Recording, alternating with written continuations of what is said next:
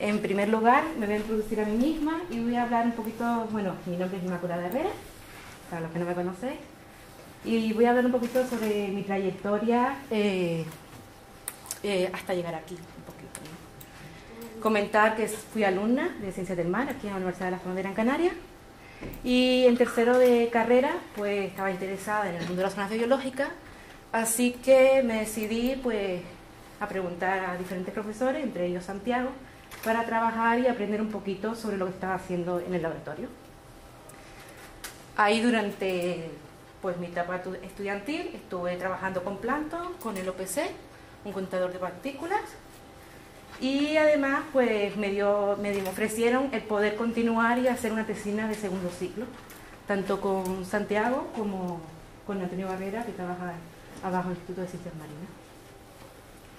De ahí pues vi que esto me gustaba, que quería seguir en la investigación, así que cuando terminé la carrera pues me decidí por seguir en el doctorado en oceanografía.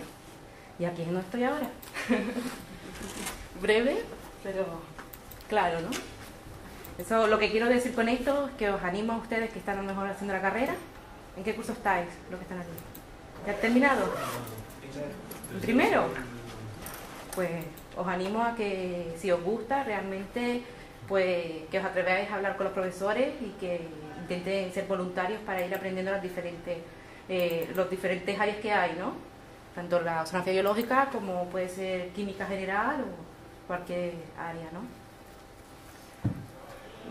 Al finalizar la charla, pues explicaré un poco qué salidas hay para hacer investigación, sobre todo el tema de la beca, es lo que me voy a centrar más. Bien, pues pasamos a la... Vale.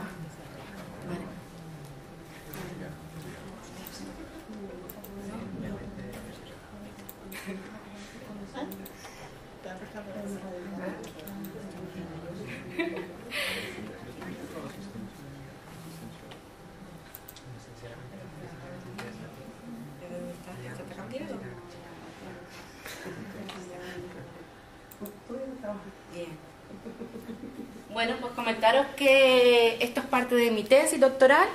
Ha sido una primera parte de experimentos de laboratorio y una segunda parte de cómo llevar los resultados encontrados en laboratorio a muestras colectadas en el medio natural, en el mar. Bien. Aquí lo que voy a presentar es un estudio donde miramos el efecto de la temperatura y de la concentración de alimentos en el crecimiento de náuplios de copépodo. En este caso hemos utilizado la especie, no sé muy bien, ¿no? La especie Paracartia grani, descrita por Sart en 1904. Es una especie muy característica de zonas costeras, condicionadas por factores físicos como la temperatura y factores biológicos como el alimento. La podemos encontrar, según la literatura, en el Océano Atlántico, en las aguas canarias, así como en las costas portuguesas y también en la parte occidental del Mediterráneo. Esta especie, junto a la familia Cartidae, es una de las más comunes en las zonas costeras y la podemos encontrar alrededor de todo el mundo, ¿no? Además, por ser... los copépodos son los organismos más importantes o más abundantes del zooplancton y son un importante componente para la dieta de multitud de especies planctónicas. Por eso los objetivos que llevamos a cabo ha sido ver el efecto de la temperatura y de la concentración de alimentos en el crecimiento de esta especie y además ver la relación entre un método directo, el crecimiento somático, y un método indirecto que es utilizando la enzima aminoácido tRNA sintetasa, que explicaré más adelante. Bien, para ello tuve la posibilidad de hacer 2 estancias en Barcelona y gracias a que el grupo de zooplancton del Instituto de Ciencias Marinas tienen cultivos de Paracartia grani, de Osirris marina y de Rhodomonas bálticas, pude llevar a cabo este tipo de experimentos. Lo que hicimos fue colectar cada 24 horas huevos de Paracartia grani y los preservamos en la nevera hasta su posterior uso para hacer los experimentos en sí. Por un lado hicimos diferentes experimentos a diferentes temperaturas, en una cámara a 20 grados, pusimos 6 baños a diferentes temperaturas, las temperaturas que creíamos idóneas, ya que como es una especie que podemos encontrar alrededor del mundo, pues puede variar entre órdenes de magnitud diferentes. Y vemos que añadimos un tanque con 10 litros de agua mal filtrada, y a estos introducimos, cuando se atemperó bien, una cantidad de huevos. Esperamos 16 horas, entre 16 y 24 horas, hasta que eclosionara, y obteniendo una abundancia de 2 nauplios por mililitro. Estos experimentos fueron alimentados en saturación con Osiris marina. Por otro lado, tenemos los experimentos a diferentes concentraciones de comida, y lo que hicimos fue poner 7 baños, en este caso la temperatura de la propia cámara a 20 grados, no se varió, y lo que pusimos fue los huevos en 10 litros de agua más filtrada, con una abundancia de 2 nauplios por mililitro, igual que los experimentos anteriores, y con unas concentraciones de alimentos que varían entre 0 microgramos de carbono por litro hasta 880 microgramos de carbono por litro. Bien. La concentración de alimentos de Osiris marina y de Rhodomonas báltica, las algas, fueron medidas con un contador de partículas cada 12 o 24 horas, dependiendo del experimento. Asimismo, se cogió 3 réplicas de 100 mililitros de cultivo de nauplio, se fijaron en el wall, y se midió la longitud y la abundancia. Con un microscopio invertido con cámara incorporada, se obtuvieron las fotos correspondientes a cada individuo, y con el software ImageJ pudimos sacar la longitud del prosoma. Una vez obtenida la longitud del prosoma, con la ecuación dada por Dupin y Durmin en 1978 para Clausi, Acartia clausi, obtuvimos lo que fue el peso seco. Y una vez obtenido el peso seco, lo convertimos a carbono con la relación 0,40 dada por Poster et al. Y colaboradores en el 2000. A su vez también se obtuvo el coeficiente de temperatura Q10. Bien, pues os estaréis explicando por qué esta enzima, por qué no otra, y qué es esto, ¿no? Pues bueno, la enzima aminoterrenea sintetasa cataliza el primer paso de la síntesis de proteína, es decir, la aminoacilación. Por eso su interés y su relación con el crecimiento. Esta ha sido utilizada anteriormente en otras especies, tanto peces como bacterias, etcétera, pero con isótopos radiactivos. Y lo que nosotros hemos utilizado es el método de Chan, en 1984, modificado por Yebra y Hernández León en el 2004, en el que no utiliza, no es radiactivo, no utiliza isótopos radiactivos, y es un método súper fácil, sencillo, un método colorimétrico, en el que solo necesitamos en nuestro laboratorio de un espectrofotómetro. Esta enzima libera pirofosfato, y lo que utilizamos es un reactivo de pirofosfato, y medimos la liberación mediante la oxidación del NADH. Y esto se ve reflejado como una disminución de la absorbancia a una longitud de onda de 340 nanómetros, ultravioleta en el espectrofotómetro. Bien, pues entonces nosotros de cada experimento cogimos 3 alícuotas de 1000 individuos, de 1000 nauplios, y los metimos en nitrógeno líquido y paramos lo que es la actividad inmediatamente. Esos ependor, esas muestras, lo que hicimos fue homogenizar con buffer, y posteriormente centrifugamos a 5000 revoluciones por minuto durante 10 minutos a 0 grados. De ahí cogimos, ya centrifugada la muestra, cogimos 250 microlitros del sobrenadante, más 250 del pirofosfato, del reactivo, más 300 microlitros del agua milicú.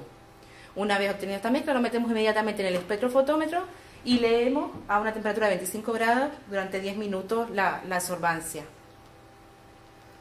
Bien, para obtener lo que es la liberación de pirofosfato, mediante la oxidación NADH, utilizamos la siguiente expresión dada por Yebra y colaboradores en 2004, y para corregir la temperatura, que es un factor fundamental porque afecta a las actividades metabólicas, utilizamos la ecuación dada por Yebra y colaboradores en 2005, y con una energía de activación de 8.57 kilocalorías por mol. De esta manera lo que obtenemos es la energía de activación in situ. La actividad enzimática in situ. Pero nosotros buscamos la actividad enzimática específica. Por eso también calculamos lo que es el contenido proteico de las muestras. Utilizamos un método desarrollado por Lowry y modificado por Rutter en el 67. Lo que hacemos es coger de la misma muestra que hemos hecho la actividad enzimática, cogemos 200 microlitros del sobrenadante, le añadimos 1 mililitro de Rutter, esperamos 10 minutos, luego, pasado este tiempo, añadimos 100 microlitros de Folin y esperamos 40 minutos en oscuridad y procedemos a leer en el espectrofotómetro. Utilizamos como estándar bovin cerebralbumina de 5 a 500 microgramos de proteínas por mililitro. Bien, una vez dicho y hecho todo esto, pasamos a lo que son los resultados. Bien, pues aquí lo que os presento es el peso en nanogramos de carbono frente a los días y vemos que hay una linealidad positiva en los diferentes experimentos. La pendiente de cada experimento viene a ser lo que es la tasa de crecimiento, que oscila entre 0.28 y 0.85 por día. Esto significa que cada individuo es capaz o crece, tiene una tasa de crecimiento de un 28% a un 85% de su masa corporal diaria. Bien, obtenido esto, pues representamos lo que es la tasa de crecimiento frente a la temperatura, así como las actividades específicas frente a la temperatura y por individuo, que también lo hicimos, y obtenemos que tiene una buena correlación ambos parámetros, una correlación altísima de 0.98 para las tasas de crecimiento somático, de 0.94 para actividad específica y de 0.85 para la actividad por individuo. Y cuando comparamos, que es uno de los objetivos también mencionados, el crecimiento frente a la actividad específica, actividad enzimática específica, obtenemos que encontramos una buena correlación entre ambos parámetros. Esto, junto con los resultados encontrados por Yebra y colaboradores en el 2005 para Calano Gergolándico y Yebra y colaboradores en el 2006 para Calano Firmarcu, podemos decir que realmente la actividad enzimática es un buen índice de un buen proxy de crecimiento para Cártea grani cuando se alimenta en saturación, ¿no? Bien, ahora pasamos a los resultados con los experimentos a diferentes concentraciones de alimentos. Otra vez representamos lo que es el peso en nanogramos de carbono frente al tiempo y encontramos una linealidad positiva que oscila entre 0.01 menos 0.01 hasta 0.68. Como podemos ver aquí, cuando representamos el crecimiento frente a las concentraciones de alimentos, vemos que cumple el requisito de curva de saturación, es decir, se ajusta realmente a una curva de Iple. Vemos que crecimiento, poca concentración poca alimentación, tiene un crecimiento más bajo que cuando los alimentamos con mayor concentración. Pero algo que nos sorprende realmente es cómo la actividad específica no sigue el mismo comportamiento. Lo que vemos es que a menor crecimiento tiene unas tasas de una actividad enzimática mayor. Eso lo vamos a explicar ahora más adelante. Cuando representamos el crecimiento frente a la ARS, vemos que es negativo y realmente lo que esperábamos que nos diera una relación positiva y significativa, como es en el caso de la actividad específica por individuo. Entonces, ¿qué ocurre aquí? Pues si vemos detenidamente, cuando comparamos la actividad enzimática específica frente a la biomasa por individuo, vemos que presenta tres relaciones distintas. Los círculos verdes es cuando está con concentraciones altas de alimentos, los triángulos saturaciones medias y los círculos blancos, es decir, en inanición de alimentos. Es decir, no tenían alimento suficiente para poder alimentarse. Entonces, cuando miramos en esta otra gráfica el crecimiento diario frente a la actividad específica, lo que vemos es que cuando están pasando hambre, realmente lo que tiene es están pasando hambre es como cuando nosotros empezamos una dieta y realmente están usando sus propias reservas lipídicas para crecer, por tanto la degradación de las proteínas es mucho mayor que la propia síntesis de proteínas. Mientras que cuando están en saturación de alimentos, ellos pueden crecer alegremente y tienen una relación mucho mejor entre el crecimiento y esta actividad enzimática. Bien, pues ahora ya para concluir, pues comentar que el crecimiento y la actividad enzimática de los náuplios de Paracardia grani depende tanto de la temperatura como de la concentración de alimentos, y además decir que la actividad enzimática es un índice válido para utilizarlo como crecimiento somático para esta especie cuando se alimenta en saturación cuando se alimenta en condiciones de saturación.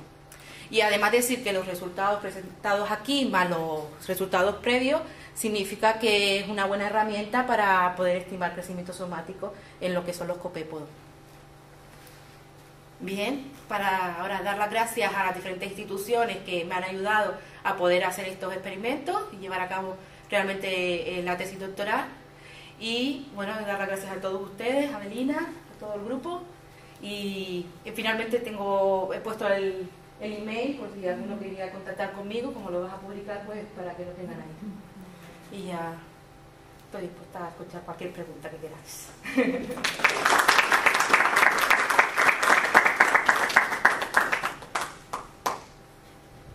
Yo tengo una pregunta. Muy bien. ¿Puedes poner la última gráfica que sí. tenía? Ahí para arriba.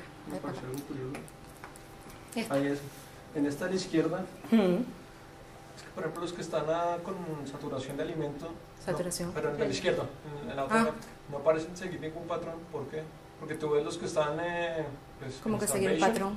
Están agrupados, los de niveles intermedios están agrupados, pero los otros están dispersos por toda la gráfica. ¿Por qué? ¿Qué te refieres? ¿Que están por aquí y tal? Sí, no están como agrupados, no están sectorizados. Pero esto es porque realmente a los que están en inanición no les da tiempo de mudar. Entonces solo tenemos estadios previos, es decir, los copépoditos llegan hasta 6 estadios, lo que son los náuplios, hasta después alcanzar el estado de copépodito. Entonces aquí, esto está por biomasa individual. Entonces lo que tiene es que no llega realmente a diferentes estadios, no llegan a mudar y no pasan al siguiente estadio. Mientras que en el otro caso, desde un principio ya comienzan a mudar y por tanto van creciendo, ¿no? Van pasando de estadio a estadio. Lo que estamos viendo ahí son diferentes estados de crecimiento cuando están bien alimentados. Es por la biomasa, mayor biomasa, pues mayor está relacionado pues con el propio estadio de cada o sea, que el individuo. crecimiento es independiente de la cantidad de alimento presente, algo así. El crecimiento depende, estamos viendo que el crecimiento depende de la cantidad de alimento presente. Si no tienes suficiente alimento, tu crecimiento va a ser una tasa de crecimiento menor que si tienes mayor alimento. Sí, pero cuando los tienes agrupados en diferentes experimentos, pero por ejemplo cuando los tienes en niveles saturados, sí. Pues yo no sé, es una interpretación vale. así alegre, pero como que se alimentan crecen independientemente de la concentración, ¿sí me entiendes? Si tu argumento es que los niveles bajos de alimentación no permiten que avancen en su crecimiento, sí. ¿vale? Por eso quedan como estancados en los niveles de proteína. Pero cuando están mucho alimento, ves que tienen muchos niveles diferentes de proteínas. Entonces, pues, ¿sí me entiendes? Claro, pero tiene muchos niveles de proteína por el hecho de que tú tienes un estadio 1 que tiene una longitud tanta, por tanto tiene un nivel de proteína tanto. Tú tienes un estadio 2 que tiene una longitud tanto, tiene un nivel de proteína tanto, y así. Y siempre creciendo, aumentando, ¿no? Pero sí. Los individuos fueron, o sea, se cultivaron todos en el mismo momento, al mismo tiempo. Claro, los experimentos empezaron el mismo día, pero el gráfico este es de todos en el mismo, digamos, condiciones y todo, los mismos días. a ver, el gráfico este estamos viendo los diferentes tratamientos. Realmente tenemos aquí, en estos de saturación, estamos metiendo, en los de inanición estamos metiendo de 0 microgramos de carbono a 11 microgramos de carbono. en niveles intermedios de 55 gramos de carbono hasta 220 microgramos de carbono. Y en los mayores tenemos los sucesivos. Sí, eso sí, lo que pasa es No que... sé lo que te refieres. Mi pregunta es si los organismos que tú estás midiendo, la actividad enzimática y demás, Sí. si todos fueron en el mismo periodo de... Sí, los experimentos de fueron cultivo. todos hechos en el mismo periodo O sea, de que tanto los que tienen pocas proteínas, Claro, fueron... poco nivel de corporal, de masa corporal, con respecto a los otros, más o menos son, o sea, son cultivados en las mismas condiciones. Están cultivados en las mismas condiciones, pero, a ver, estás refiriéndote al todo... A ver, los experimentos empezaron todos el mismo día 0. Sí. Están colocados en diferentes tanques. Entonces, el primer tanque, 0 células, no tiene alimento. El último tanque tiene lo máximo, 880 microgramos de carbono por litro. 4.000 células, para que te hagas una idea. Y todos empezaron el día 0. Cada 24 horas se colectaban y se sacaban muestras de cada experimento, de cada... Bueno, si contamos que individualmente cada uno es un experimento distinto, ¿no? Sí. Entonces sacábamos muestras de cada uno, sacábamos 3 réplicas. Sí. Y entonces veíamos durante el tiempo, hasta que fueron de 6 a 10 días, vimos el crecimiento diario. Vale, entonces esta gráfica realmente está desde los 6 hasta los 10 días. Desde el 0 hasta los 10 días, Ah, vale. hasta lo máximo. Acababa a lo mejor antes porque ya llegaba a su crecimiento máximo de Nauplio. Y a los copepoditos no nos interesaban. O sea que, por ejemplo, los 3 puntos, por ejemplo, que se ven ahí, que están en el nivel de saturación, que tienen Aquí. el nivel más bajo de masa corporal, esos corresponderían a los A ver dónde estamos. 6 días. No, Con respecto a los otros que tienen... pero yo lo que tengo aquí realmente es una media de todos mis valores. ¿Sabes? Yo tengo mi media con su desviación estándar y todo. Es una medida de los 10 días. Claro. Y no ves una Que veo más o menos... variación temporal. Tú puedes ver lo que es la enzima, puedes verlo durante el tiempo y realmente vas viendo que va aumentando, ¿sabes? Se ve la relación como hemos visto antes. Aquí está la relación. Aquí tenemos la relación para esto en concreto, que por eso lo hemos separado así, porque hemos visto cuando hemos representado. Aquí tenemos los experimentos de 0 y 11 microgramos de carbono por litro. Aquí tenemos los intermedios de 55 hasta 111 y aquí 220, 440 y 880 microgramos de carbono por litro. Entonces, lo que vemos es esa relación que realmente hay 3 relaciones diferentes y que se deben un poco a, pues, viendo también lo que son los individuos que fijamos en Lugol, podemos ver un poco el estado de cada uno y podemos distinguir un poco los estadios. ¿Sabes lo que te quiero decir? No. Creo que sí.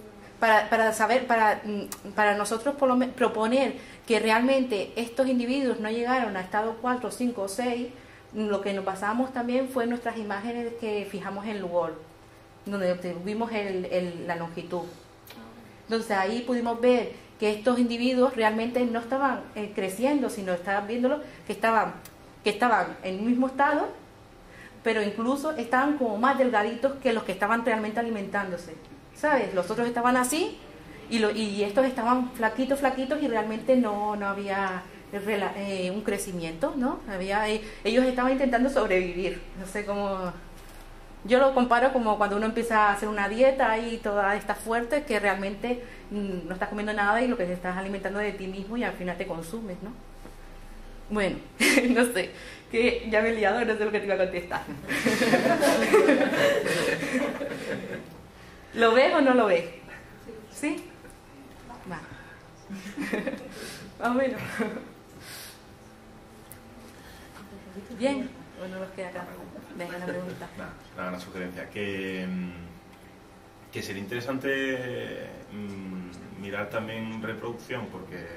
Eso es otra parte, de a lo mejor ver el crecimiento por huevos o... No, me refiero que bueno, la enzima esta... Es que nosotros estamos haciéndolo... Bueno, te interrumpo, ¿no? Pero nosotros en principio lo estamos haciendo con Nauplio. que porque nos interesa realmente saber qué que pasa. no llega a fase más. Ah, vale, entonces olvida. Nada.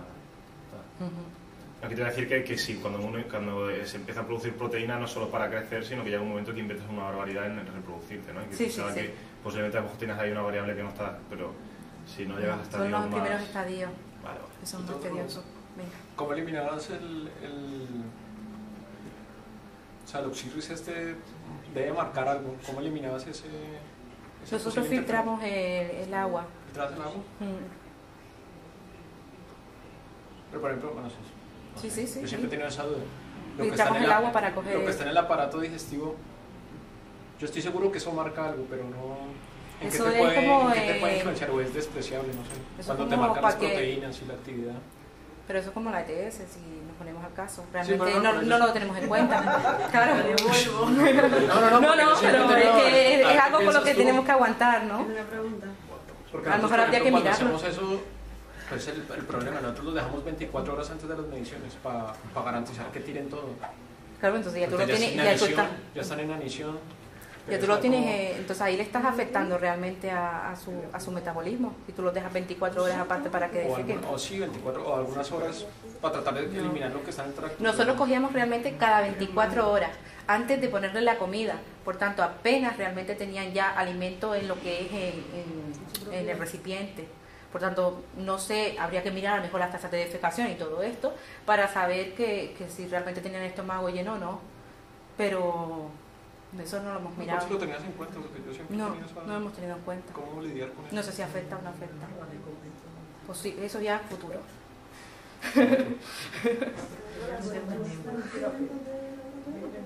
Una pregunta. Sí. La concentración de alimentos la expresa en microgramos de carbono litro. Sí. De los microgramos de carbono, ¿a qué tipo de compuestos está refiriendo? Eso es una relación ya dada, yo sé las células que le pongo y entonces ya está calculado en la literatura la cantidad que equivale tantas células al carbono, ¿no? ¿Pero que añade fitoplancton? Sí, son. ¿Alguna especie en concreto? O... Esto es Oxirris marina. Dinoflagellado. Bueno. Muy bien. ¿Y ahora nos pasamos al vídeo entonces o no hay tiempo? No, claro que sí. Muchas gracias. ¿Pregunta? Y ahora vamos a... Bueno, ya la mitad de ellos la han visto, ¿no? Sí, es insignificante al lado de la biomasa exoplante. Bueno, Abelina va a poner un vídeo que con muchos de ustedes, o algunos de ustedes, tengo la beca del Gobierno de Canarias. Y el Gobierno de Canarias me llamó el año pasado para hablar un poquito de por qué cuál fue mi objetivo al pedir la beca, ¿no? Y me sacaron en un vídeo que estuvieron poniendo por la tele en la publicidad y bueno, para animar a la gente también, porque explica un poco en qué se basa lo que son las becas de investigación, sobre todo la del Gobierno canario.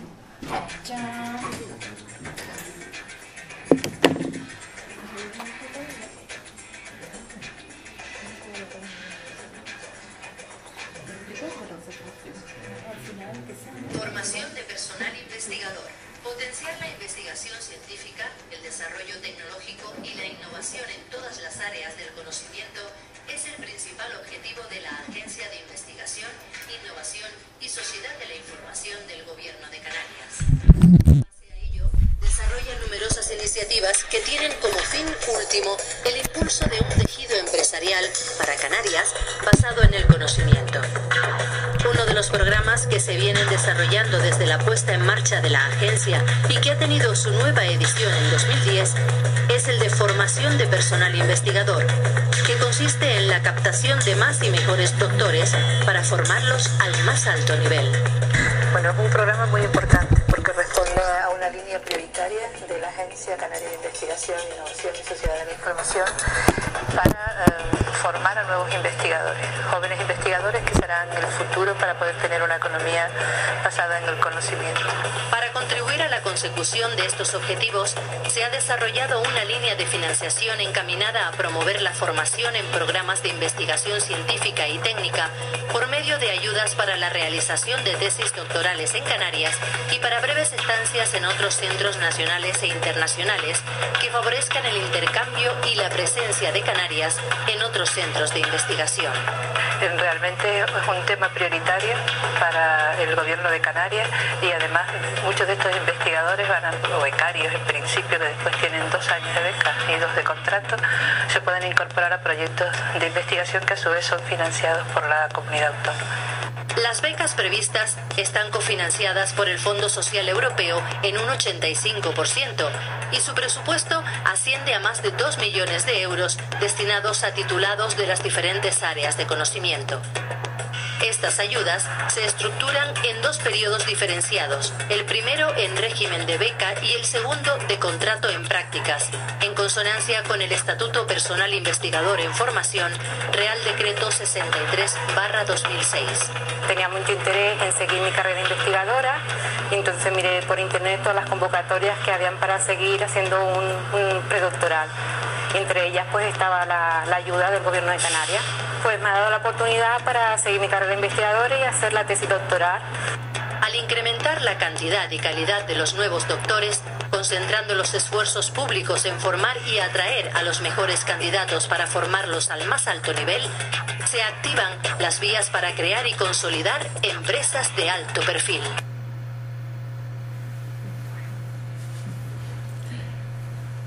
Pues muy bien, pues muchas gracias, Irma, Y quedamos emplazados entonces para el próximo martes, que tenemos a Mar Benavides.